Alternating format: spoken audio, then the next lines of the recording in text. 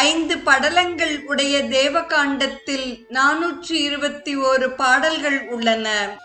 தேவர்கள் தொடர்பான செய்திகள் இடம்பெறுவதால் இது தேவகாண்டம் என பெயர் பெற்றது. வீரமகேந்திரபுரத்திலிருந்து திருச்செந்தூர் திரும்பிய முருகன் அங்கிருந்து திருப்பரங்குன்றம் செல்ல விரும்பினான். முருகன் மயில் ஊர்தியில் ஏறி பயணமானான். மற்ற தேவர்களும் தத்தமக்குரிய ஊர்திகளில் ஏறி முருகனை தொடர்ந்து சென்றனர். மிக உயர்ந்த அறிஞரை சேர்ந்தால் தாழ்வான செயல்களை புரியும் மக்களும் மேல்நிலையில் சென்று உயர்வடைவார்கள் என்பது உண்மையே.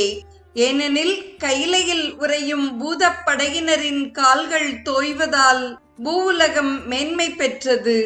அதாவது அவர்கள் புவியில் ஏற்படுத்திய புழுதி தேவர் உலகம் வரை சென்றது. மிக்குயர் அறிஞரை மேவில் கீழ்மைசை மக்களும் மேல்நெறி அடைதல் வாய்மையே.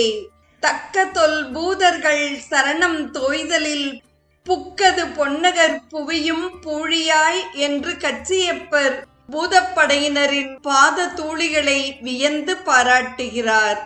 கைலையிலிருந்து பூவுலகத்திற்கு வந்திருந்த பூதப்படை வீரர்களை உயர்ந்த அறிஞர்களாக உருவகித்தார் கச்சியப்பர்.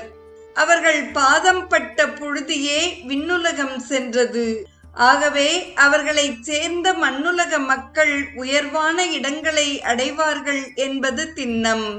முருகனுடன் அனைவரும் திருப்பரங்குன்றத்தை அடைந்து இனிதே வீற்றிருந்தனர்.